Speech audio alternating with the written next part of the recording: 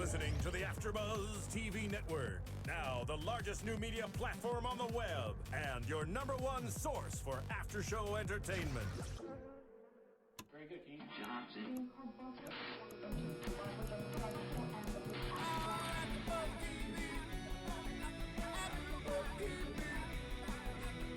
From the AfterBuzz Studios in Los Angeles, California, presented by Maria Menounos and Bing.com, and streaming live thanks to Akamai Technologies. This is AfterBuzz TV's House of Cards After Show. We'll break down tonight's episode and get you all the latest news and gossip. And now, another post-game wrap-up show for your favorite TV show. It's AfterBuzz TV's House of Cards After Show. Good afternoon, good morning, good evening, AfterBuzzers. Bing us for doing, and this afternoon, we are doing Netflix original series House of Cards, Chapter 2. Yeah. I'm your host, Thaddeus Massey, and joining me to the left is... Emma Kostandyan. Hi everyone, I'm Sofia Stanley. And I'm John Comerford. So, let's jump right into this episode. The stakes are thickening. Well, it seems as if they were thick when we started. Yeah, but I It think was already stuff I thought they going on. moved this one a lot fast. The clip for me, the pacing was a lot better. I was much more into this. I mean, I after the first one, I was going, After the Right. second one, I'm going, I really want to see the third. Right. Obviously, we're not doing that because we decided not to do it all in one chunk. We're not binging, but I really am, I'm excited now. I'm going, I can't wait to see what's going on here. Well, Frank, he has a plan, and his plan is Oh, actually yeah, starting it's to build in motion momentum. now, yeah. And he moved so quickly and responded so quickly Yeah. to his not being appointed to Secretary of State that he had to come up with a plan quick Yeah. to upend everything that didn't go his way. So now he's really like Yeah, he's running. focused. Yeah, he's running with the baton. And I think that on some levels, and I may have touched upon this last week, him being appointed to Secretary of State was almost him coasting. Right. That was his retirement. Now I think he's back in the trenches, and kind of like you said before, power is everything. And I Right. think he's even being reminded of how much power he wields in DC. And I think he's astounded himself because even he says later on in the episode, like, this is actually too easy. Right. Like, he's Oh yeah, just the way they moved- were destroying curtains. and Right. happenings. But it's interesting because I'm going to go on a slightly different tack than that because I agree with you that this certainly has awakened him and has put him back into, okay, here's what I can do since you're going to take me for granted. Let me show you how powerful I am. Right. But it would have been interesting because they had a whole plan for Secretary of State and, Sandcor, Argentina and offshore drilling and all this other stuff. It would have been really interesting to know what that plan was and what kind of power he thought he could wield as state. It would have been interesting. Well, I think they might be working on that for season 2 Could be. right now. So that's going to be very interesting to see what season 2 wields, but we're still in season 1. You will. So, were you going to say something, Emma? Yeah, I was just going to say that I can't help but wonder if this was all part of his plan because it seems like he doesn't do anything without planning. I mean, So it's just a thought that was going through my head watching episode 2, and I'm like, did he have this planned out, not being... Well, I'm going to speak to that because I was telling Thaddeus before we started up, this last week, Thursday night, I was at the LA County Museum, and they showed 2 episodes, the first 2 episodes of House of Cards, and then they had a Q&A with David Fincher.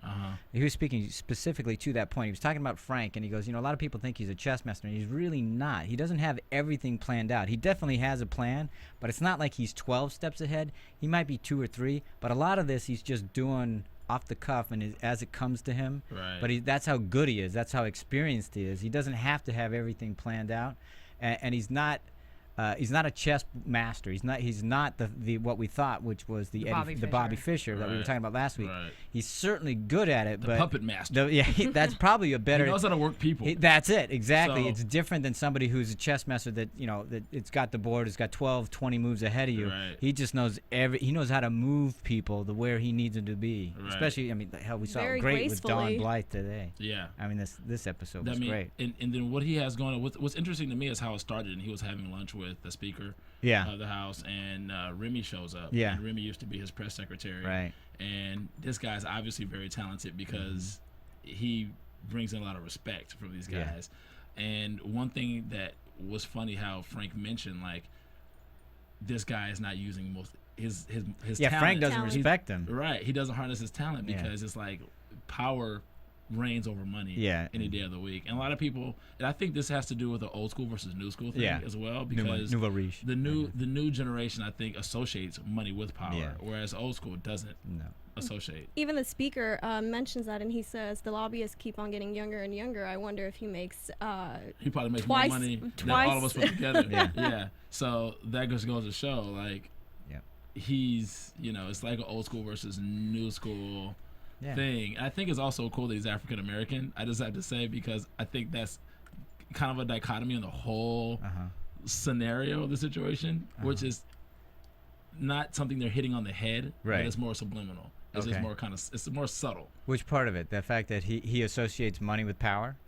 It's the fact that there's a whole new school, and there's a whole new way of thinking, and there's a whole new psyche and approach to politics. Yeah. So I think they did great casting. Yeah, that did. But I'm wondering, don't you think everybody would do that when you first get into it? If you're not from money or power, you associate one with the other. I would if I don't come from great wealth. So if I had great wealth, I might easily associate money with power, not realizing that, that's not really where it's at. And see, I'm actually going to take a different spin on it. Ironically, in this specific situation, money is power, because Sancor wields the power for Frank to do what Frank needs to do, number one. Right. Number two, for Remy to have come into the breakfast meeting with the bravado that he did, that was power, right? Mm-hmm. And even in the stance that he's physically standing, and as Frank's about to introduce him to the gentleman, he basically is like, yeah, I know who they are. On some levels, he didn't allow Frank to basically kind of bless him at the table and introduce him. He kind of cut him off and was like, yeah, I know who they are. Right. I'm coming over here because you obviously haven't been answering my phone call. So it was just a subtle way of interrupting them. Right. Because what does Frank do? Frank goes, the breakfast is on me, and then immediately gets up to go in the hallway to speak to Remy, because Remy... degrading it was, he calls it. Yeah. Right. But let me ask you this, because you just mentioned that. So, because definitely it was a show of power, but... because of the way that Frank describes the money and power, he says it's a McMansion that in Sarasota that's going to be, you're going to need to repair it in 10 years. It's that kind of power where it's fleeting at best. Right. And would you agree with that assessment? I would completely agree with that assessment. But then the fact that he says eight figures, and then he even threatens him and says, "Don't make me throw money." At your challenger next cycle. Yeah, but the other thing is, this is what everybody, this is Sancor and all those people, obviously that's what they do, because that's all they look. You do our bidding, otherwise we're gonna go somewhere else. But they also forget that there's other money out there, and you're not gonna want to throw away your donor, so to speak. But it's not like you couldn't get money elsewhere if you needed to. Well, maybe they assume there's only one person giving the money. Maybe the scenario is also showing people that maybe what's taking over America politically is lower to middle class of people who are working hard to become public servants, as opposed to the, because traditionally politicians have been the blue bloods that have just passed from generation to generation. Oh, my dad was a senator. Oh, such and such. Yeah. Maybe this is showing a new transference or a transition in power. Just something to think about. Okay. Just something to think about. Let's see how that turns out. Just food for thought. Right. So Sophia's wheels are turning right now on that. She's like, I don't know. We'll see. And the only reason being is, I actually think that they're doing two things at once. They're doing what you're saying. It's showing that there's a shifting of the guards. Mm-hmm. And I think they're showing that it's business as usual. Yeah, the facade is just changing. Because when you really know DC, and I can't recall the name of the law firm, and it's probably made up, but for Glendon Hill.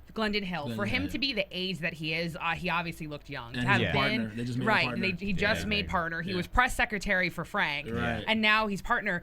You can almost assume his pedigree. His pedigree matches theirs to a T. If not, it's probably better. That's why he was able to make partner at such a young age. Right. It just shows that the face or the facade is changing and maybe becoming younger. And that's kind of all the way. It's always that way. It's, we're bringing in new blood. All these things are changing, and everybody in the background's going, right. Frank, I can't believe. And I think that really speaks to the metaphor that Frank said, which I love the way they said metaphor. The power is, how did he say it? In the centuries? Power is the old stone building that stands for centuries. Yeah. Right. So there, go ahead, youngin.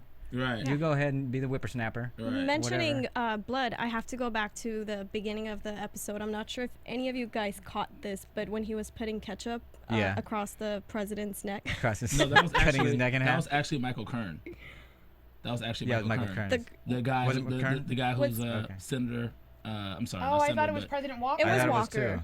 It was Walker. I thought it was Walker. I'm sure we'll get corrected. So Okay. any of you, Yeah. let us know. All in. So whichever it is, let us know. 424-256-1633. But I remember being Walker. But okay. I think Yeah. it was Walker. I think it was a picture from the Was it Walker? inauguration. Okay. I think maybe you're so. right. I believe so. Okay, I'm pretty maybe sure. so. But anyways, I'm but you yes. like the barbecue sauce across the neck But- for the blood. Yeah, it just it adds to his play and what he's planning to do in the future. Okay, so since you brought that up, I want to That's a ask good this to point. everybody because Frank says, you know what I love about people? They're so easy to stack. So I mean, what? I'm going, okay, obviously I get it, but I'm going, what? Is that a phrase I've never heard before? I'm sure I don't want to sound like an idiot, but help me out here. What is that? I've never heard it either. Okay. I mean, I just thought, I was like, oh, House of Cards. He's playing like he's wielding and he's bluffing. okay. Maybe when they're dead. Yeah.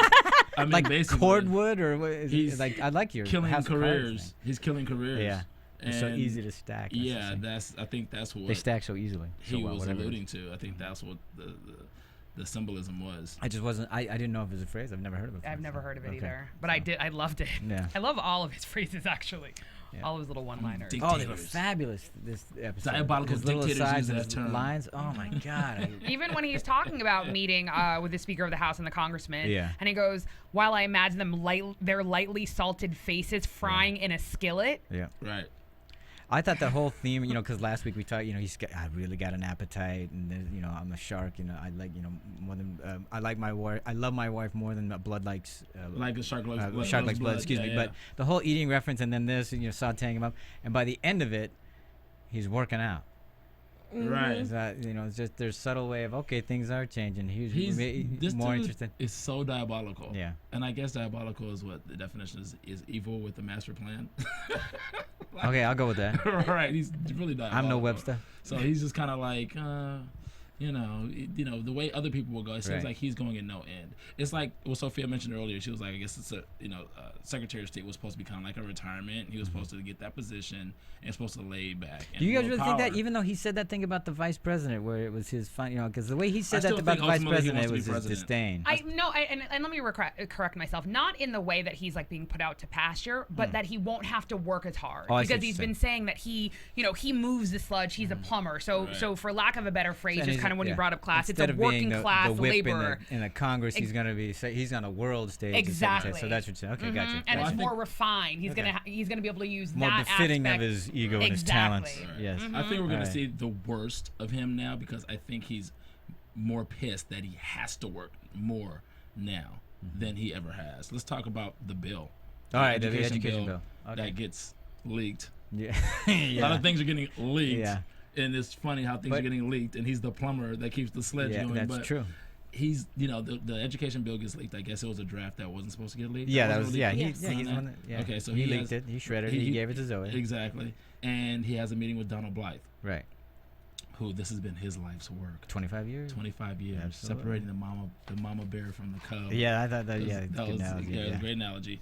And he has a meeting with this guy, and Metaphor, I he guess. completely manipulates this Oh, whole he played him so situation. well. There's a violin up there. It was great. It was masterful. I mean, the easy thing about a martyr is that you just sharpen the blade on both sides and hold the right angle. Yeah, exactly. And let the guy basically, Yeah. is it harikari? Is that what it killed Yeah. himself in? Yeah. Mhm. So I think that's basically what he was Oh, it was setting great. himself up to do. Great, and even better is my favorite part was when he goes, "Who, if not you, who?" And the look to the camera, is like, Right. because a lot of times, you can kind of see the look coming. You know that okay, here comes an aside, and I wasn't paying attention enough to know, and it hit me, and I was like, "Damn, that was a good one. That one really worked for me." Yeah. So So- he's really totally manipulated that situation, but he needs a vehicle. And you also need a willing person. Let's face it, Donald didn't. He said his heart is not in this fight. You knew he wanted out. Please, somebody give me a way out. Yeah. This is not his brand of politics, Yeah, he said. I mean, this brand of politics for him is really where it gets dirty, and Yeah. he doesn't want any part of it. And So- that's what part I thought was great about that whole sequence, because you got Donald, who is great on policy but doesn't want anything to do with these dirty politics, and obviously Frank's really good at that. And then in the other room, he's got these upstarts writing the damn bill. Already. He's not even doing any of the work. He's doing having all these upstarts do it. These wannabes. Stampers Absolutely. got these guys. This is Exactly. your home. Be comfortable. And you know this, except for when the corporations actually write their own bill into law. Right. This is probably how it works. You get all your own. Here, you do all. Here's our bullet points. Go right. You And they need your just- own fourth wall, so you could have just done Exactly. that. Like I said. There it is. So when the So. corporations write their own bill and all. Side note. Anyway, so he's got these kids next door. Yeah. Blythe doesn't even know. Yeah. He's just unsuspecting. Yeah. He's one of the good guys. Yeah, one of the guys, but Blythe is totally, one of the good yeah, guys. he's a good guy. But he's in denial like crazy. Like he Right. wouldn't. The fact that there would be these kids writing the bill in the next room doesn't even dawn on him. He doesn't even want to know. I mean, he's He kind wants of to be he out of loves policy. He's just a policy wonk, and that's what. Yeah. Please just keep me there. So it's a crap storm. It's a crap storm that he doesn't want to. And he's manage. after reputation as well, just like everyone else in Washington, it seems like, because he placed Linda and the president against him as well, where he says, they were talking about you, and he wants to know what they were saying, and he's like, no, don't worry, I told them, you were important and you need to stay on. So, I mean, he just did an amazing job in that scene by having him shift the bill over to him. And appeal to his reputation at being at stake as well. Yeah. And he threatened to pick up the phone and make a call. To that's great. CNN. So mad. CNN. And he's like, no, no, I don't want any parts of that. So Underwood is really pulling strings. The funny thing, comparing being a chess master to a puppet master, he has, being a puppet master, I guess, it is situation to situation, because if you're too far ahead, then you leave room to unpredictable behavior, because you can't predict everything everybody's going to do. So you can only be a couple steps ahead and manipulate people individually based on whatever the situation is. He even manipulated that group of kids, not like it was hard, but that whole brain, Right. in the room, I talked to all my colleagues, your bosses. That's just setting the tone for who look you are. Look, you little imps, I can ruin you by snapping my finger. Yeah. So you're gonna sit in this room and do this. But I think though that it shows that no matter what, Frank is really, he deals person to person.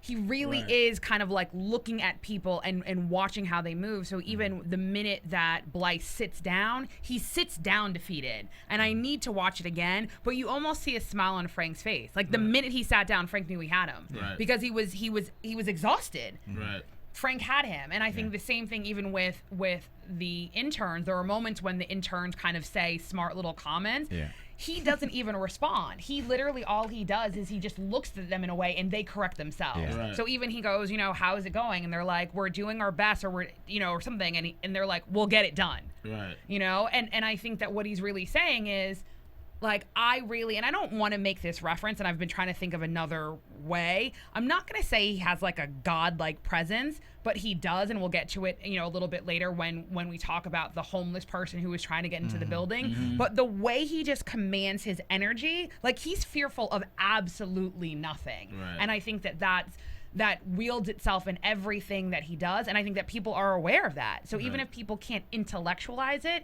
they can feel it by his stance, because he just is basically like, oh, I'm going to throw myself on the sword with no hesitation. That's something to be respected, and I think that's part of what Blythe was responding to. Right. That even though he wanted to be a martyr, he wasn't that courageous, but he wasn't wanted courageous to be. enough to be a martyr. He needed somebody to push him. Exactly. That kind of thing. But I think that's two things for me.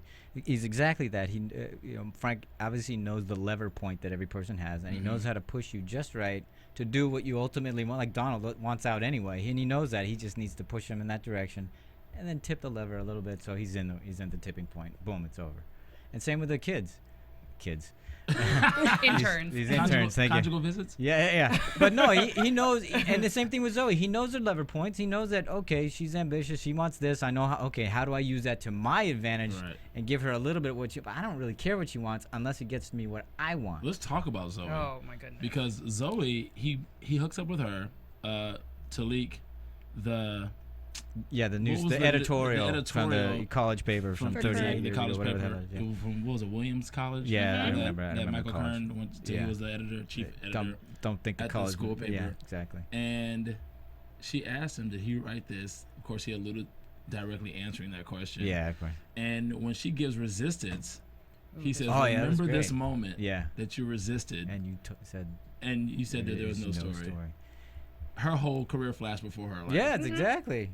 Okay, so now we're learning that media creates stories. Well, it's true though. I mean, they don't care. I mean, they But he's running for Secretary of State. Everything's a story to the media. And again, that's what we talked about last week. It's data. It's not necessarily information, because it's just stuff to put on, because we got to have something to fill time. Right. Or, put columns down. I Right. need copy. It's all. And it wasn't even a matter of whether or Yeah. not he actually did write it. Because it was a used to matter be of, the press well, where did they. you write it? It used to be the press were the gatekeepers of information. They'd only put on what was newsworthy, but Right. and now they just put on anything because they just want to be first.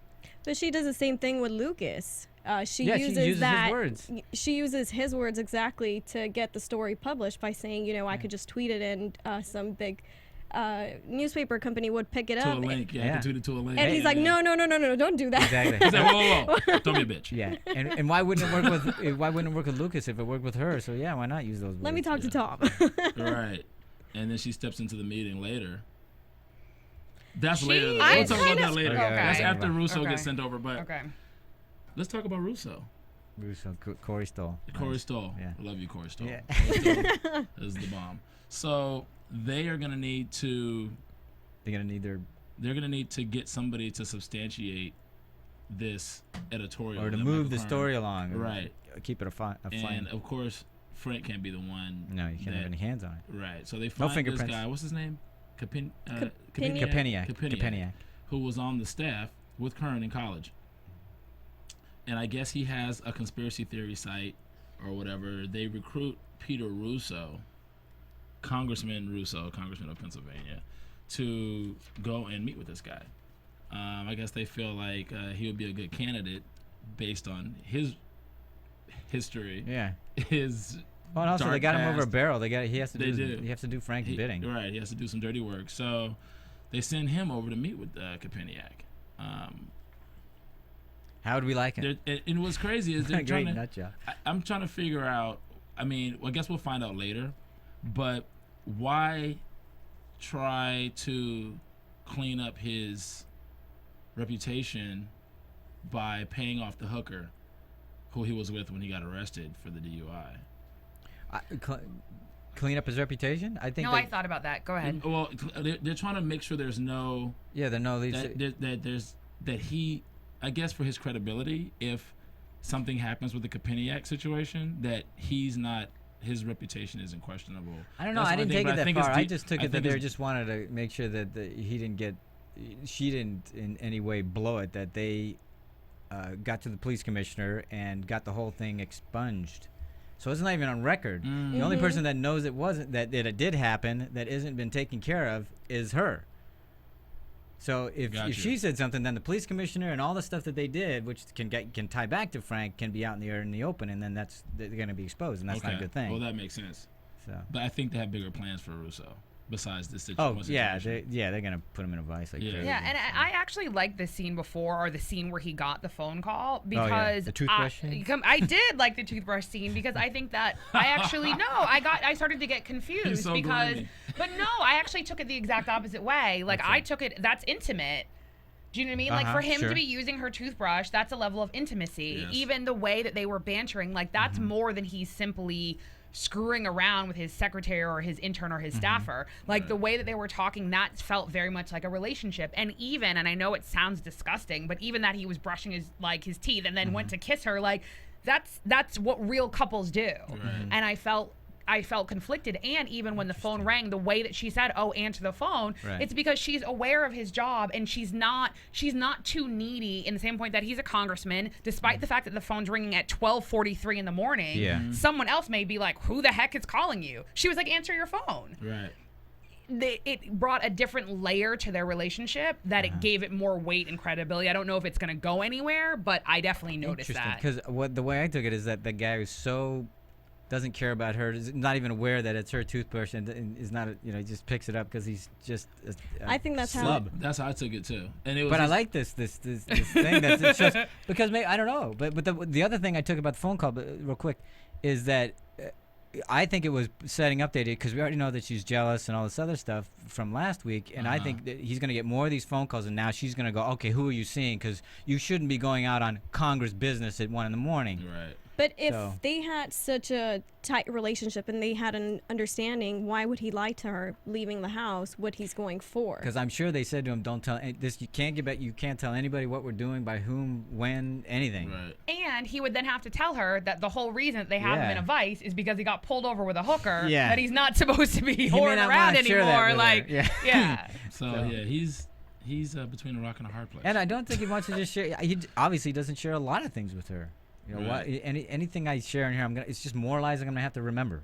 Right, and it's the nature of the job as well. I mean, he doesn't quote unquote have to share everything with her because of his position. I think she understands that. She's not gonna know everything. Yeah. She's only gonna get privileged. You gotta have information. plausible deniability. To me, he takes everything way too lightly. Well, yeah, that's his flaw. I mean, he doesn't take anything seriously. And having kids, you would think that he would act a little bit like an adult. He but has kids?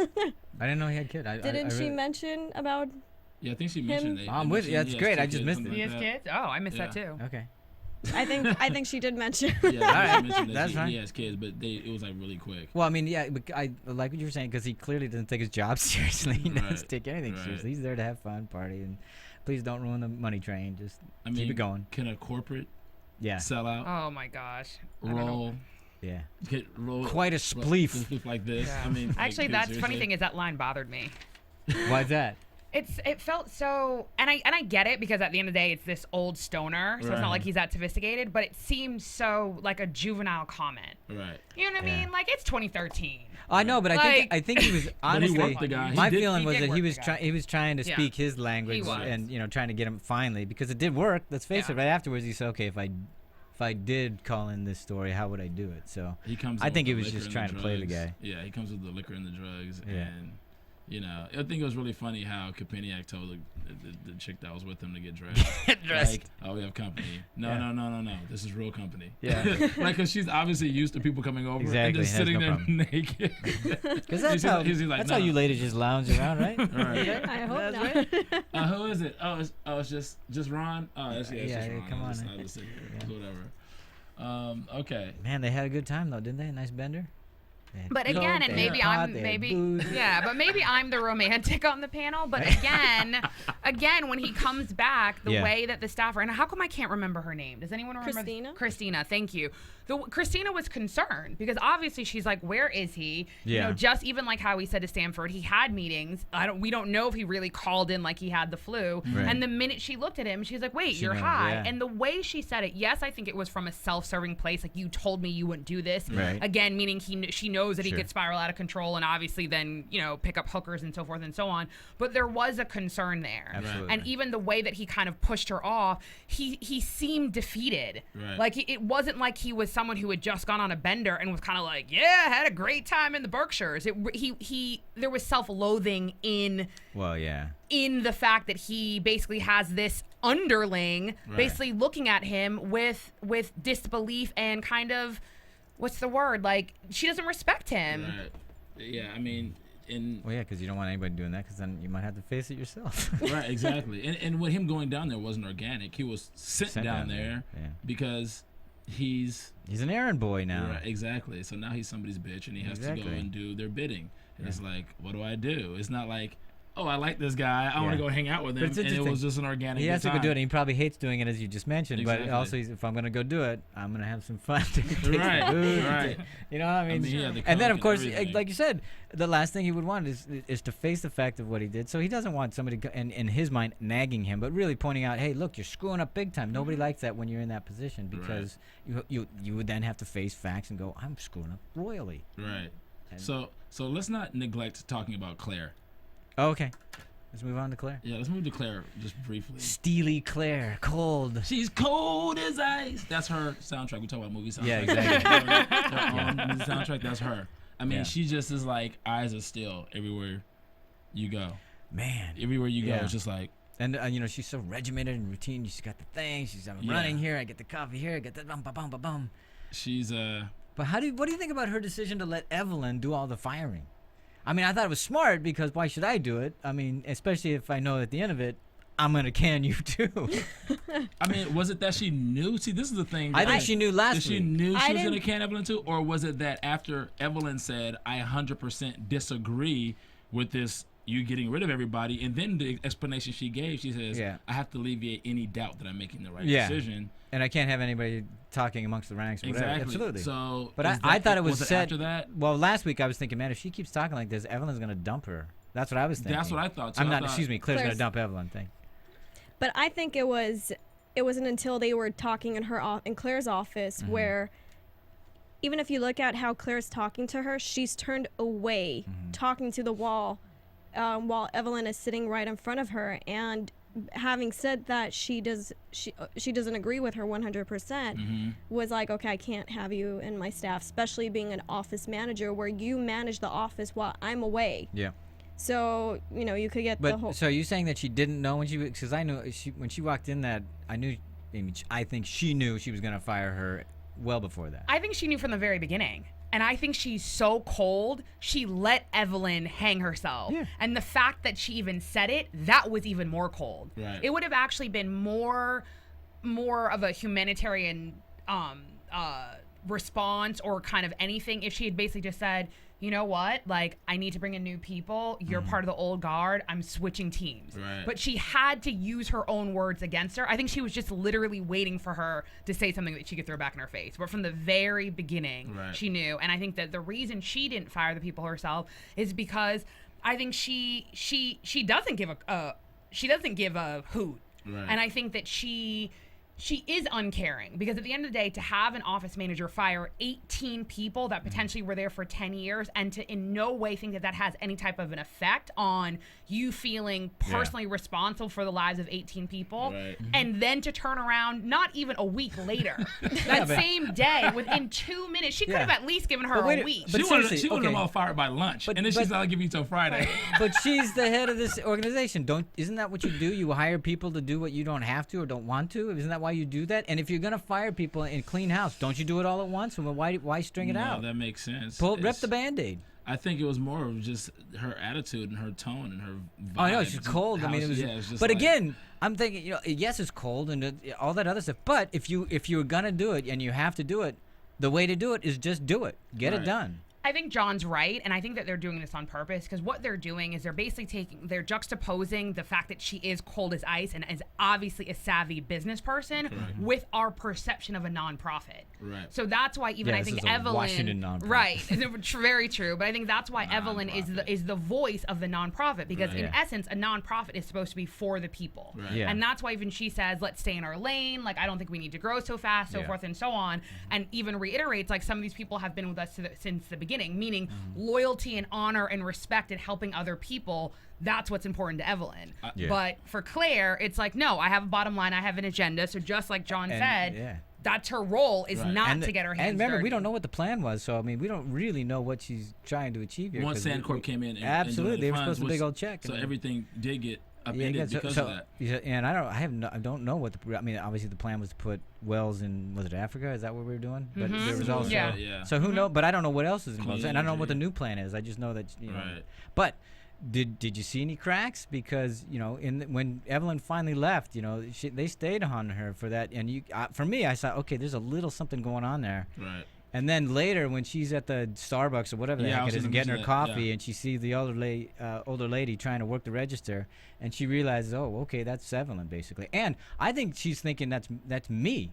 I think that's why the whole rowing machine, her status is so tied to her husband. I mean, the fact that she didn't get that check is because her husband didn't get Secretary of State. Correct. So her status is completely tied to his power, his standing. So if not him staying healthy, I could be Evelyn, or worse, that woman at the register. Right. Well, I think there's two sides to that. I think that she felt empathetic towards the lady. She felt like, yes, that could be me. At the same time, I also felt like, she felt like I made the right decision. If I'm going to move forward, I have to bring in new, fresh blood. Oh. Wow. I think she was, to me, I took it as in she was annoyed having to deal with that, because just to look on her face and waiting for, for this lady to ring her up, and she wasn't able to. The look on her face seemed like she was annoyed. But after she laid off Evelyn, I liked how she went out into the middle of the office and announced to everyone that this is the changes. Here's what, why it had to be done, so there is no assumptions to think otherwise. So I think her going into the middle of the office, in a way, kind of explains to everybody like what's going on. Yeah, but still told them like, I'm the boss. But I don't know that they had any confusion about that, because She is the boss. Right, they It's know not like, she's the boss. you know. But she had to make For it, office gossip, I mean, for anyone to she- start talking. She had to do something, make some kind of I thought that. announcement. Did or anybody some think kind that of was speech. weirdly shot and staged? I mean, Well, the fact that it she was talking because here, the talking office is here. like set up in like Yeah, this it's like, why didn't she bring them very all in or something? It artsy just kinda seemed way. odd. It was obviously a specific choice. It's just odd to me. I didn't. It's the I way didn't her understand. office is like, I guess, In set the up in the middle. Yeah. middle.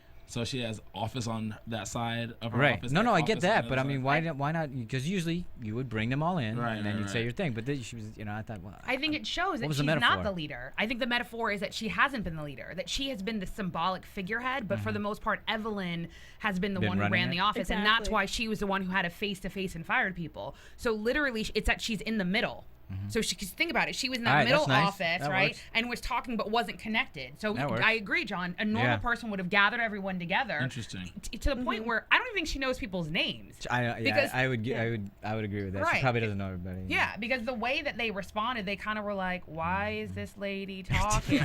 Not like, "Ooh, our boss And my is now door's always talking," open. right? And 18 people just got fired. It was kind of like, "All right, we're just gonna get." The minute you stop talking, Yeah. we're gonna get back to work. And I think that's why the phone call was so important, because they still picked up the phone and kind of looked at each other like, "We're just gonna keep Interesting, doing our interesting. jobs." That's what I mean, because I think Evelyn took the mother role in the office probably and was Clearly. very Yeah. nurturing to people, and she cared about them. She didn't want to let them go. So she had to step in, and right after she let Evelyn go is let them know who's your real boss, even though you guys may have been reporting to Evelyn or she's been managing the office, but I'm the boss. And I think I'm going to piggyback on what John said in terms of the fact that a large part of Claire's identity and specifically her career is tied to Frank. I think that's why she made that comment. I don't want to outlive you by 25 Yeah, years. that's She's what I obviously mean. going to outlive him. There's Yeah. obviously a big age difference, but basically there's a difference between outliving your husband when you're going out on top. So Right. meaning the wife of the former Secretary of State, and Right. presumably now her nonprofit is, a huge nonprofit. Then you're sitting pretty. Right. But if he doesn't get his act together, she's now potentially seeing a life like Evelyn, where she's going to outlive her husband by 25 years and have no status and, more importantly, no power in Washington, D.C. Right. That's what I think. So I think she's, no, I do. I mean, Yeah. that's what I said. That's I what think- I think. I think she's the Lady Macbeth, and the whole thing. She's gonna Right. rue the day, and I think she's got blood on her hands. The whole thing. the dynamic of their relationship, that whole situation is really showing a lot with the dynamic of their relationship. And as cold as they are and are Yeah. seemingly cold, I like the dynamic of their relationship. 'Cause let's compare it. Go ahead. They work together. Yeah. They're a team. They're But on the there's- same And page. let's compare it. Okay, so he kills a dog to put it out of its misery, and she lets somebody else do all the dirty work. Right. But there's a Interesting. struggle of power at home, because he mentions that he doesn't like to be managed when Yeah. she brings in the gym set and Yeah. tells him that he needs to exercise. I think because he's in Congress and he works in D.C., he got to the position that he got to because his loathing of being micromanaged and Yeah. being managed. But when it comes to his home life, Mm-hmm. Claire is the one who can appeal to him Yeah. because he loves her like a shark loves blood. Right. He And loves he'll more than let her. anything. He'll let her. complain about He'll being complain, managed, I but agree. But at the end of the day, but that's he his usually wife. steps back and goes, she is right. Right. She probably But she says it too, where he says, I'm too busy running the country, and she's like, not at home. Right. as if he stops. Right. But yeah. That's why he was found his butt on that rowing machine by the end of the episode. He However- was sitting there using it. However, Yeah. I really like their dynamic, even just Yeah. the way that they were smoking at the window together, and he even says you're scolding me. However, they obviously started out the scene with her running on Yeah. purpose, because then when she goes running again, she very very quickly comes up with an excuse and said, "I had an early meeting." Yeah, but why did No, she do that? Because obviously she's doing something shady. Yeah. Nobody goes out to run. No, seriously, because I noticed But it, because at seriously, the but beginning. yeah. No, so obviously she's going somewhere else. Yeah, not only that, but we did see her run Right. earlier in the day. And Was she why is running somewhere or was li- she just working out? Well, she was just working out. But she said when says, he I'm goes, going running. right? But then when he goes, "Oh, didn't you already go for your run?" She goes, "No, I had an early meeting." Yeah, she lies to him. Usually, and also too, it's like a little kid. When you come up with a response too quickly, Yeah. like, because normally someone asks you a question like, "You wait a second," it's like she had it on the tip of her tongue. That's like what little kids when little kids are lying. But they're like two peas in a pod. Like, she doesn't like to be micromanaged either.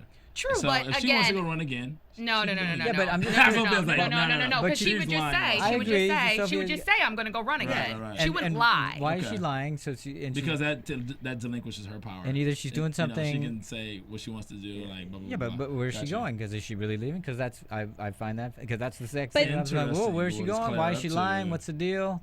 I don't know if you guys noticed this, but she goes to get coffee right after the run. But Right. then when she's walking into the office, she still has a Starbucks cup in her hand. So maybe she didn't go running. Because I No. would assume- she's Remember, talking about in she the goes beginning when running. she She was goes running, right? Yeah. And then you see her with her you see her running. Oh, now I'm getting the sequence messed up. All right. Because she goes to get coffee twice in Yeah. the episode. Right. Right, and one of them's when she's coming back from. One of them's when she's going just into the finished her run. office. Yeah. Right, she just finished her run, and then Yeah. the second time is on her way home. Yeah. That's why she has the cup when she gets Well, home. people can leave comments on whether they Okay. think Yeah, I'm that sure, yeah, Claire's we'll up figure. to something. Yeah, Yeah. Or why? Well, does anybody have a thought on why she lies? yeah. Because otherwise, the curious. running scene would be irrelevant. Yeah. To me, this is an extremely smart show. Yeah, because there was it's like, absolutely why are they no showing this reason running at the scene? beginning Why are they showing to this show the coffee running scene? scene. The coffee scene was important because is meant to show Yeah. Evelyn and how she possibly feels about that. The running scene is only important if it connects back to her going for a run towards the end of the Yeah. episode. So why show it if Interesting. we would know that she lied if you didn't? Show Okay, it. so what do you guys think about Claire?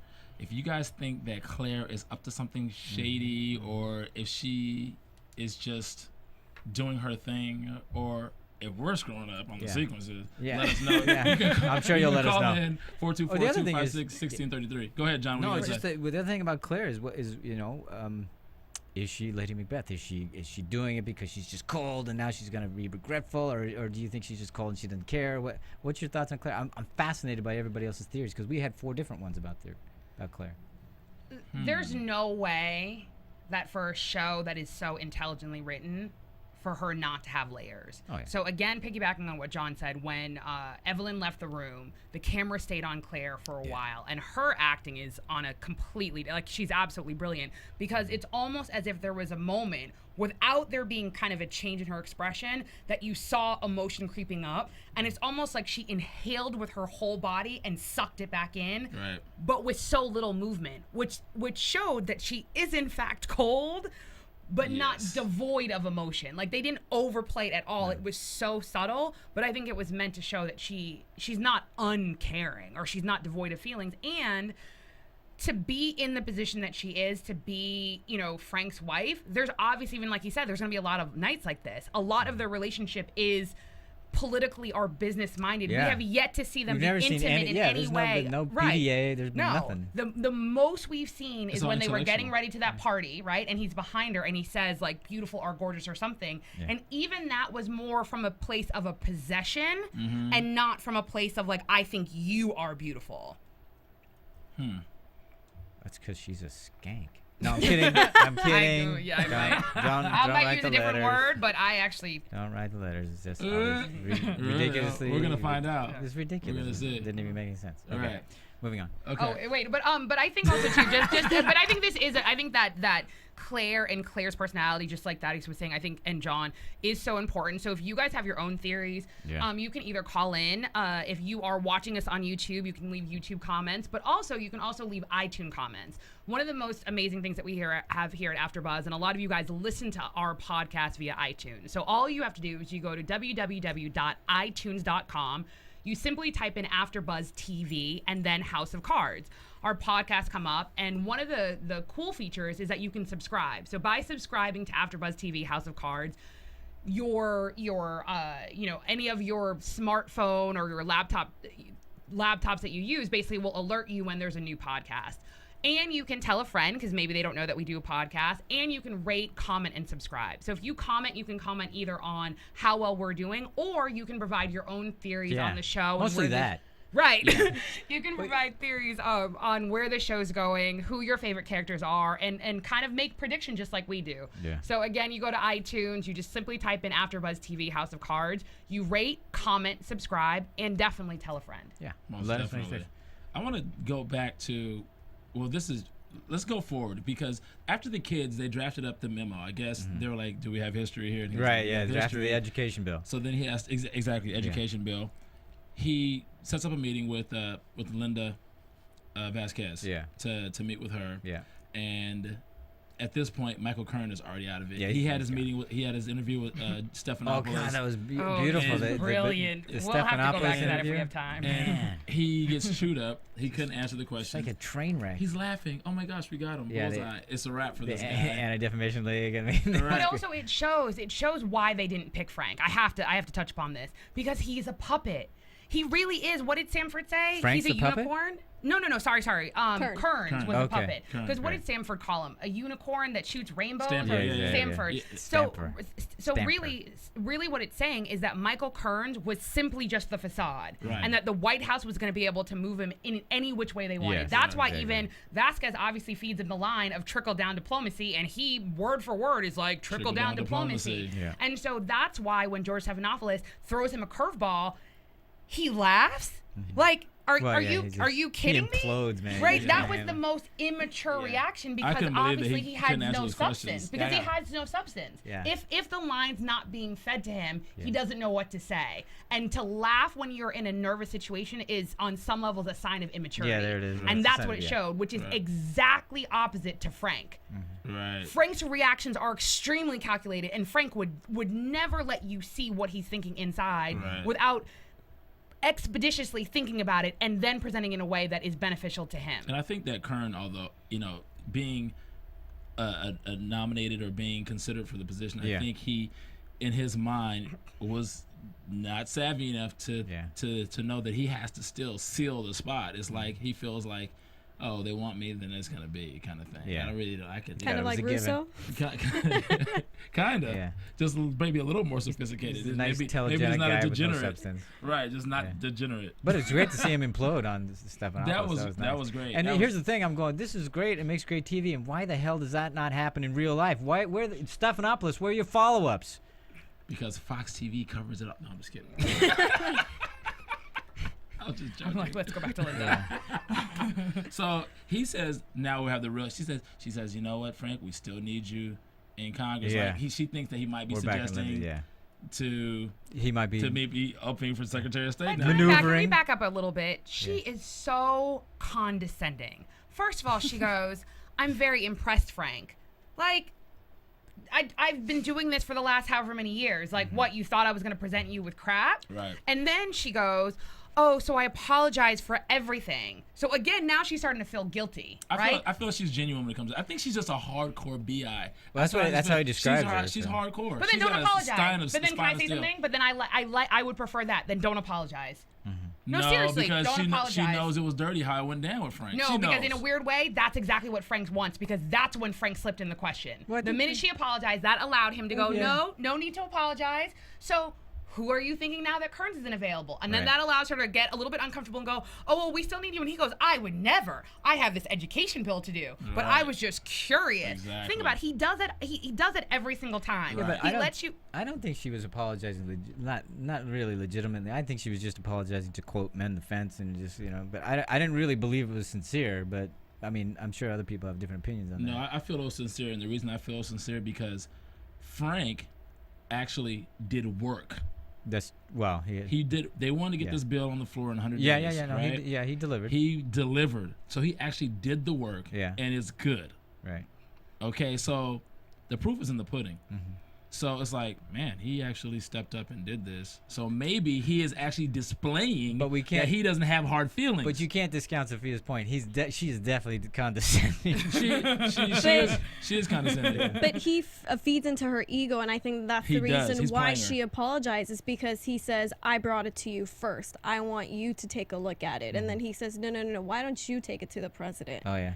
So That was a And brilliant. that Well, all also of fits her them ego are- because it's gonna make it seem it's like like- she produced it and like, she's oh gonna my look God. good. And it's I like, just thinking here, about Mr. President. They're I here's think- the bill. stroking each other like crazy. I'm going, oh my God, this is what you have to do to get stuff done. It's Like yeah, Hollywood. that's what you gotta do. It's just like Hollywood. Yeah, exactly. Hollywood and DC are like twin brothers. But he's so coy with the way he plays the whole Catherine Deneuve. Well, it wouldn't be my first idea, but it's not a bad idea. Not the Right. worst idea, is whatever he says. Now, the reason I brought, well, we did need to talk about that, but one thing I want to mention was, remember when the intern, are they interns? No. Yeah. They're The not interns, they're writing the bill. Staffers, Right, whoever the they are. staffers or whatever, Whatever. the young staff. first started working on the bill, and one of them was actually reading something in there about the unions, and he's like, should we take that out? He's like, no, leave that in there. I'll take care of the unions. I take care of the unions. So that stuck out to me. It's like, okay, I'm sure what's going on with the unions, and what does Frank have up his sleeve as far as that's concerned? And I'm sure everybody might have an opinion, but that stuck out to me. Yeah, it did. That was good. They don't do anything just to write it. So obviously, and I'm sure it could have been just to show, hey, look, you don't know everything. Just do what I tell you because I've got the whole thing handled and figured out already. It might be just part of that, but I think it's going to be. We'll have that come later. I'm hoping that'll pay off. Or it might later. just be another obstacle he's going to show Linda or the president that he's able to overcome by or leaving it in there. Right. Or is he booby trapping it on purpose so he can To later him. do something else as far as like, no, leave that in? Yeah, could be. That's great. Or does he really want to do something with the unions? I don't know. Or is it just about the bill? I hope he's doing something to set it up. That's great. Yeah. I like that. I like that too. So anyway, Linda Vasquez. No, we talked about Linda Vasquez. Let's talk about this new potential Secretary of State candidate, Catherine Durant.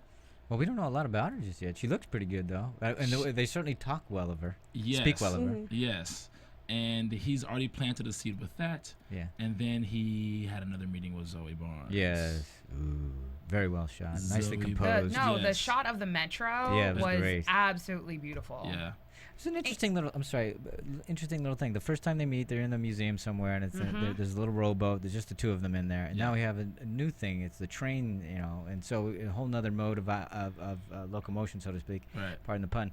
But now we're moving a lot faster, and he even still has his little thing, hop on because the train's leaving. And That's it's the last one. So one. it's like, and the nice metaphor there. You better hop on this because the train is leaving the station. If you're not on it, you're screwed. So is your Right. career. Right. So. And again, if you notice the way that he almost comes out of the shot and comes back in the shot, Yeah. there's something about him that's jarring, Yeah. right? Because you can almost feel It's his off-putting. presence. It's off-putting. Yeah. Thank you. And the way that he turns to her and he goes like this and almost he makes her head go up. He doesn't touch her. Again, puppet master. Yeah. Right. Watch his body language on with the homeless guy, with her before when he's like, remember this moment when you said X, Y, and Z. He steps forward. Yeah. Watch when he really is playing puppet master. Watch how he changes the physical presence of who he is a lot more commanding than his normal kind of jovial facade that he's showing to everyone and even else. speaking to the way he's using his body, even when he's with Donald, I know we've already talked about it, but in the scene with Donald, he's doing the whole falling on the sword thing. The way he was using his body there and slumping in the chair, all those things, he's really got a good command of that. Yeah. So we're not going to call him Bobby Fischer anymore. We got to call him Geppetto. No. Until we hear otherwise, sure, you go right ahead. I'm just You saying. go right ahead. This But guy has even got I was tricks up his sleeve talking about left and right. the train and everything's moving much faster. He even said that to Catherine. He said, "All right, you get ready because things are going to move a lot faster now." And I even felt that I even said that when we opened up our discussion. I said, "This is already moving faster," and I assume they'll keep that pace going, or at least probably increase it. Also, one thing I liked is that how, going back to Donald Blythe, like you mentioned, how it's almost like he's trying to convince Frank to take the position or be the face of the bill. Yeah. He says, no one's more formidable than you. But although we know this to be true, is this the perception that the rest of the House has of Frank? I don't know. We don't know. Does everybody else feel Well, that Frank is that formidable? Is that just like everybody knows he's formidable, but I don't he's know. a majority whip. Yeah. So I mean, do they already have this perception of him like he's? Well, that this kind of goes back to dude? what Sophia was saying, and both of you were saying actually about how his presence. He certainly knows how to wear the office well and his experience well, and so in some degree, like with the interns or staffers, he doesn't have to say too much because he carries with him all that credibility and ethos and all that other stuff. He's got a lot of the gravitas walking in the room. I like how he's teaching Zoe Barnes a lot, and it's also showing that she, by following his lead, is paying off in her career. Oh yeah. So now it's just like reeling in a big fish. I mean, the Herald is a big publication. Sophia's chomping at the bit to say something. Go ahead, Sophia. Because I think, even though I think that he is leading her,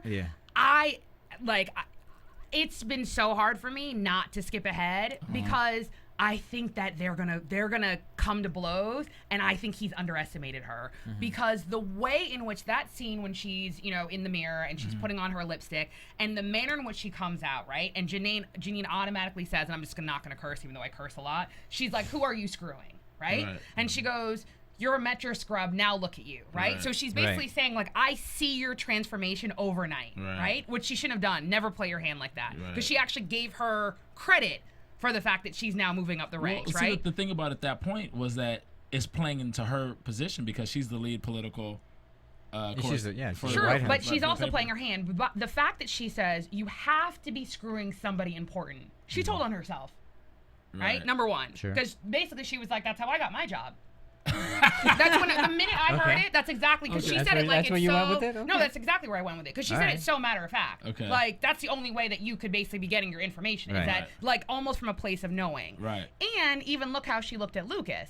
There's a backstory there. They at one time were screwing, right? And she now, and we don't know if this is true or if Zoe ever has. Now she also looked at Lucas like, wait, are you screwing? Are you interested? Because now she's the new young upstart, and the way that she commanded that interview, like it was almost like the minute, like the guy telling her, don't go above conversational, don't shift in your seat, and it was like the minute that camera came on, she was so natural and so comfortable and so charming, and you could see the nervousness before he went. She was like, hi, she was just like on point with it completely, like, and she was so and she was so personable. Even the comment about I would wave to my mom if the producers didn't tell me not to shift in my seat, so it made her likable. Like it made her all those things where, and I think that's even why Frank, even I think for a moment was like, impressed. Exactly, I think he was impressed because he came out of the room after what he just met with the kids about the bill. And saw they her were and cleaning looked up up on the screen. And get them some rays or something. Because of the petting zoo, they're fixing that was really funny. But he saw her on the screen during the interview, and just seeing her up there and seeing how she was handling herself, it was obvious he was like kind of taken, like, okay, I made the right choice. But I really want to know what our listeners and viewers think about Zoe, because she just kind of irked me when she walks in to the conference room when they're talking about the news, and just the way she just barges in shows that she has no respect whatsoever for where she works, for just the hierarchy and how things are done. She doesn't have any respect. but she's getting rewarded for that. I mean, and that's kind of what you have to do. You kind of have to defy a convention every once in a while. Well, here's the thing, she's reached out on a professional level. Sure, she tried. She's tried. Janine especially. Like she's tried on like at least 3 occasions to reach out in a professional manner, and I think they taught her that it's a F you guys type of situation. So she's gonna have an F you guys attitude, and I'm gonna do what I have to do to get my career off the ground. And you guys want to work together. I thought this was like a team environment, but it seems as if there's politics here in the office that I can't even get my career off the ground just to do work that I really should be doing. You guys want me to do these stupid articles over here, and I'm getting information over here. Give me a shot to do this. Why not? I work here already. It's not like I'm asking for a job, So she's tried the conventional way to reach out to her quote unquote superiors, and I think they just basically taught her that she's gonna have to strong arm them. Which is basically what she's done. She's strong armed the whole crew. I don't even know if she's strong armed. She just went around them. I mean, out reported them. That's I call strong arming in the journalistic world. She's kind of punked everybody. And again, I think that was I think that was her barging in was like, I'm the one. Okay, but I got the information. Yeah, she didn't barge in. She didn't. But she imposed her presence outside the glass window. Yeah. Again, and I thought it was interesting. It's the glass ceiling, glass door, the whole thing. She just wedges her way in because she's not gonna let anything stop her. And that's why I think what her boss's name is Tom. Yeah. That's why Tom is like, we see you, Zoe. Exactly. Like it was comedic. Like it's kind of like she was only slowly, but it's like we see you. But again, I think it's we've talked about it, the dichotomy between I think old school and new school, because the fact that Janine calls her a Twitter twat, WTF. she goes, and then it literally was like, how disrespectful are you? And at the end of the day, like she wasn't saying anything to you. Does it make sense? So why are you so threatened? Every time Janine responds, Janine is showing how threatened she is by Zoe. And with good reason. Well, true, but she's still being included, because when the boss gets up and goes, Zoe Lucas, then he like kind of turns around and is like, Janine, like, where are you? Hello. Yeah. Well, so she's not being shut out unless she shuts herself out. But that's true. But here's the other thing: is that I like both situations going on here. Meaning, so Janina obviously is jealous because she doesn't want anybody to take her position. It took me forever to get here, and you come in here and you're doing it. No, of course she's going to try to stop that as much as she can. But also they have a point because she is a Twitter twat in a sense because here she is doing the bidding. She's not really reporting the news. Now she's making news. Right. And that's not a reporter's function, or at least it shouldn't be, or at least it hasn't been. Let's put it that way. It hasn't been up until now. So see, that's what she's been learning from Frank. Exactly. Because he goes, now we're creating. Yeah, exactly. So it used to be you're supposed to report the news and be the gatekeepers. Now it's no, I'm ambitious. I want to create my career, and if I have to help you along the way, that's okay. And it's supposed to be our fourth institution, and it's not supposed to be doing that. Well, it just goes to show Great you point. just how powerful the media is. Yeah. And he told her, you put that make that story, and you watch. Yeah. The name Catherine Durant come from the mouth of the president. So you're going to be putting it in his mouth. Exactly. And speaking of which, should we go to the Stampers visit with us? Is that a good segue? Is that a bad segue? That was a great segue. Yeah, why not? Let's do that. Oh. That was a creepy scene, wasn't it? That was a very We're talking creepy about the scene. hooker scene in the apartment. The hotel with Stamper. Yeah, open your mouth. Exactly. Okay, we're getting. Oh, okay, this is weird. It was funny when he came with the 10,000 and said, Yeah. "Look, I'm into some freaky stuff, but Yeah. obviously for $10,000, I think I'm your wrong girl. Yeah, and she gets up. She's ready to Yeah. leave. that was I wonder what the hell that means. 10,000. What kind of freaky is she talking? Is she worried about? That was a really funny scene. It was. I was creeped out by it. Gotta say that was just weird for me. It's like, okay. I really want to see them go. Stamper is obviously there's multi-sides. Oh yeah. I find him creepy for some reason. Well, he has to do all the. He doesn't ugly talk stuff, much, man. but just it's like there's a dark side to him, Oh, yeah. and I wonder what his past is. I feel like maybe he has a past like Russo too, because Frank Could be. has him 100%. He does whatever Frank, and he knows everything. He knows everything that Frank does.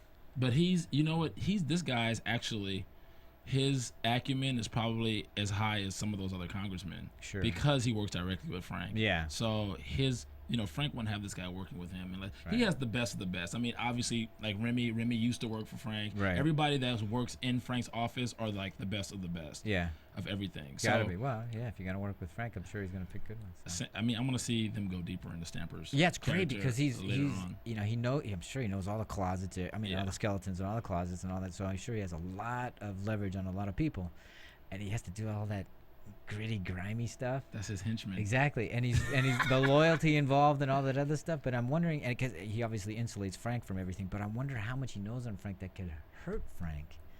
And what would cause a rift between them? That would be fascinating. Well, that's what I'm saying. I feel like he has a background too that we don't know about, that maybe Frank is holding against him. Absolutely. But to me, they seem to work together very nicely. They seem to be very symbiotic or parasitic. Maybe. Yeah, they have a good relationship, and it seems to be a great working relationship, Yeah. and they have a great respect for each other, and they play their roles. I thought it was interesting that you said something about Frank underestimating Zoe's, because that's what he underestimated the president, and that was the one thing that Claire called him out on. Since when do you underestimate somebody? And you just mentioned it about Zoe, and that may come into play if he does underestimate her. Yes. And again, I That's think a good point. it goes back to, and I think they're very deliberately doing this. They're going, again, the whole difference between quote unquote substance and popularity. Yeah. Right. So theoretically, again, if she's a Twitter twat or if she's, you know what I mean? It's entertainment value. We create a story, right? That's what we do. We're storytellers, Right. which is different than content in terms of reporting the news, and more importantly, sourcing it and making sure that all the points are valid and aren't in fact made up. Right. And that was one of the things they really discussed about doing the series. They wanted it to be inclusive of the new media and how it's affected politics and how politics is affecting it, etc. So Right. I find that part really fascinating. And I'm sure our listeners and everybody out there in AfterBuzz land is learning a lot about DC politics. Yeah, I and wonder how authentic it is. how everything works with everything else, and everything is scratching everything else's back. Yeah. Media, politics, everything. Have we covered everything? Almost. Yeah. I mean, I just think the last scene was brilliant when yeah. Frank walks out of his office and Remy is right there. Oh yes. Again. Walking right? away And from he- each other, talking to each other. Right, but before that he goes, but Remy goes, what a roller coaster. And he says it from a place of knowledge. Right. Because again, he's worked with Frank. Yes. So unlike Zoe, who kind of is like, oh wait, were you Karpinski? Like basically there was a minute where Karpiniak, like there's a moment where she goes, oh, she has an epiphany and realizes, oh, you did it. And he was like, oh gosh, like you're slow. Which is different than just Remy. new. Right, true. she's new. Which is different than Remy basically saying knows. like, I see you, puppet master. Yes. I see the roller coaster. Yes. And basically that's why they have that banter. So basically kind of like, so is Catherine going to be on board with our original plan? Right. And that's why he even says, I'm not a betting man. Right. And basically Remy confirms that. Right. You know what I mean? See you soon. Hopefully, Yeah. listen to He this. only bets on a sure thing. But how do you feel about the ending that when she comes home and finds him? Oh. Working out. Yeah.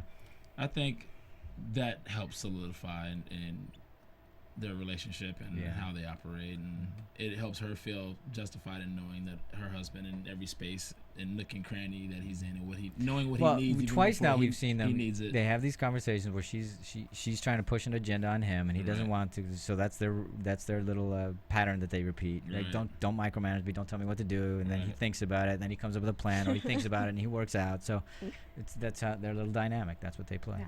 And I think it showed that, and for lack of the metaphor, rowing, he was going into battle. Yeah.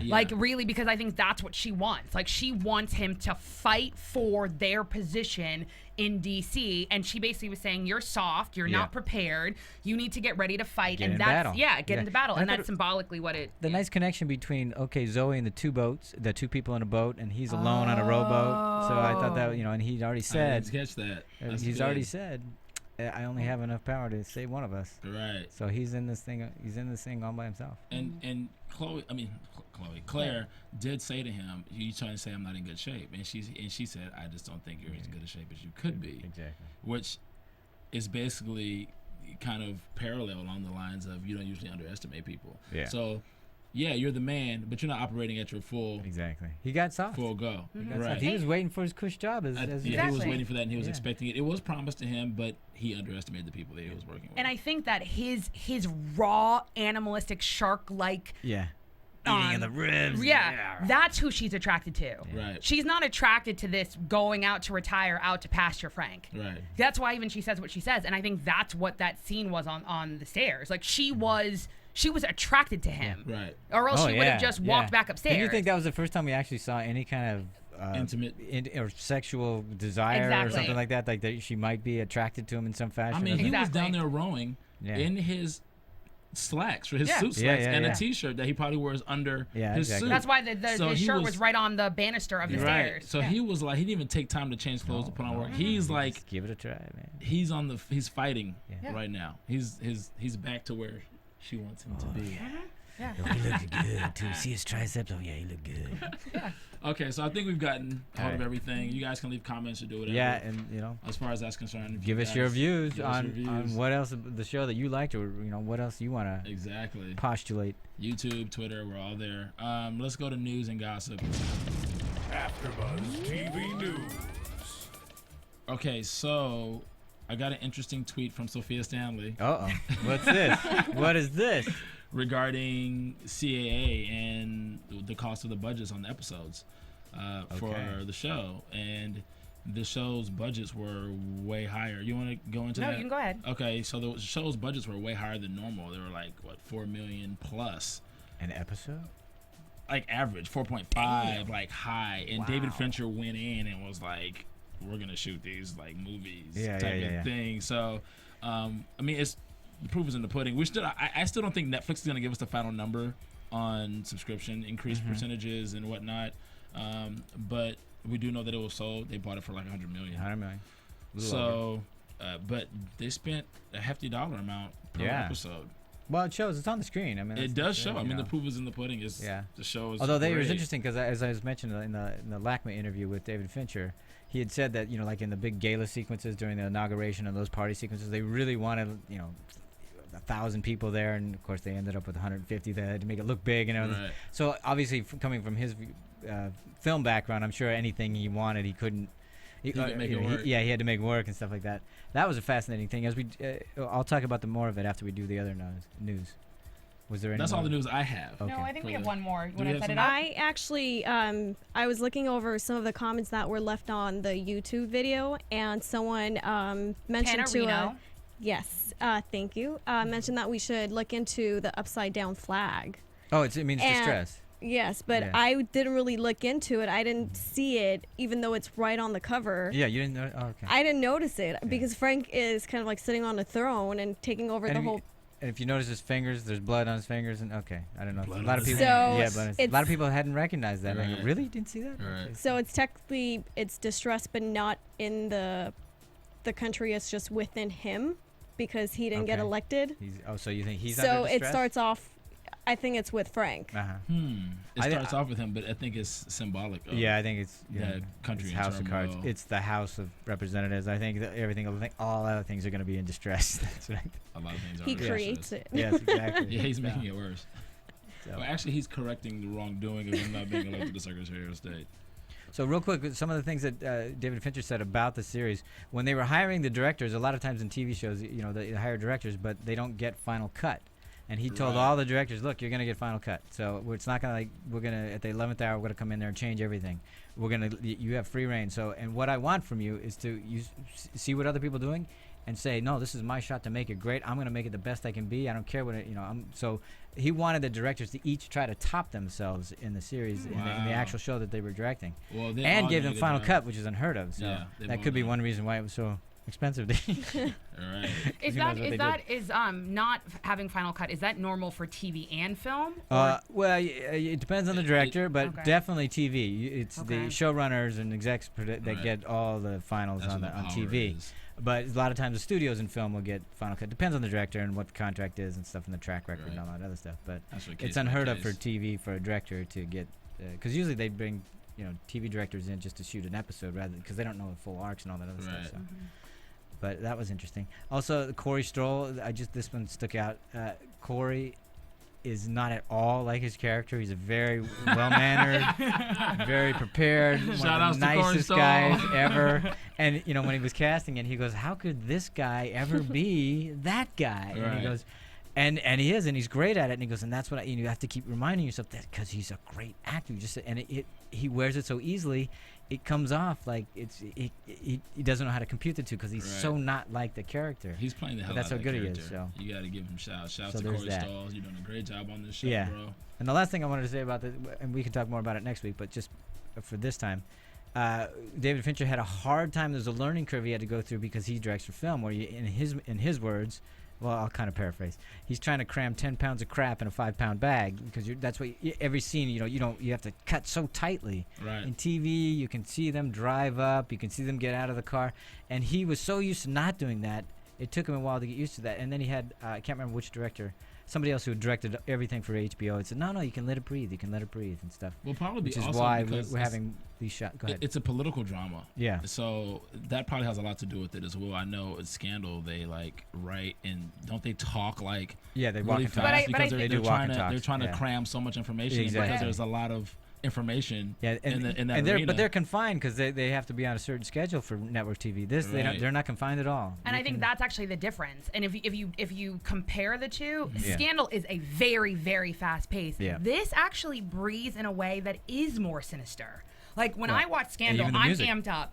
There's actually moments when I feel like not necessarily that I'm watching a horror flick, but that I'm watching a thriller, and I can feel the hairs because I'm not quite sure Yeah. what's going to happen. And I think it is because they are giving it time to breathe and Yeah. stretch out scenes in a way that you can't anticipate the next. And they movie. wanted it to feel more novelistic, so that when so that you could, like chapters, read 4 in a row and come back and read another, and then do 2 more. I mean, Right. that's why they liked releasing it all at once.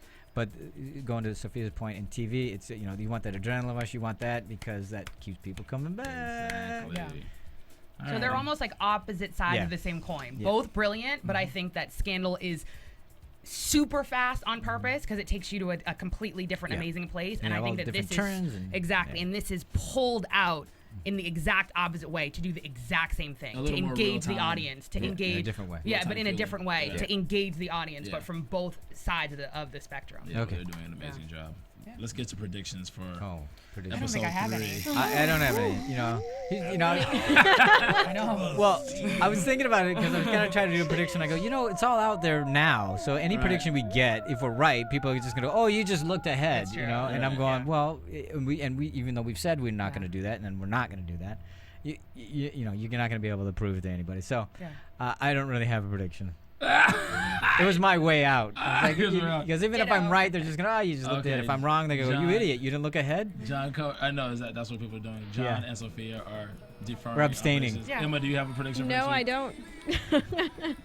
Thaddeus, it's up to you, my friend. You can wrap it up my for us. My prediction is we'll be here next week. There you go. Thank you guys for tuning in to this second episode of Netflix original series House of Cards. Oh my gosh, I can't wait till next week. I'm your host, Thaddeus Massey, and where can we find you guys? Right now, you can find us on the big screen. Find me on the big screen with Adventures of Serial Buddies. We're in theaters this week, and hopefully next week if we have a great season. By the way, John is in the film. He's amazing. He plays like 3 characters. This dude is out of control. Really funny. Talented. Thank you very much. Thank you very much. He's talented. I need to touch him. AdventureSerialBuddies.com. You'll find all the viewings. Sophia, where can we find you? You can find me on Twitter at Sofia Stanley. You can find me on Twitter at I am Emma K, and on Instagram Emma_3 times K. You can find me on Twitter and Instagram at Club Thaddeus. You can find me here on Thursdays at 8 p.m. for Boston's Finest, and Tuesdays 6 p.m. for NBC's Deception, and here Tuesdays at 11 p.m. for CBS's Vegas. Until next time, after Buzzers. Busy man. Yeah. From Bing.com, executive producers Maria Menounos, Kevin Undergaro, Phil Svitek, and the entire AfterBuzz TV staff, we would like to thank you for listening to the AfterBuzz TV network. To watch or listen to other after shows and post comments or questions, be sure to visit AfterBuzzTV.com. I'm Sir Richard Wentworth, and this has been a presentation of AfterBuzz TV. Buzz you later. The views expressed herein are those of the hosts only and do not necessarily reflect the views of AfterBuzz TV or its owners or principals.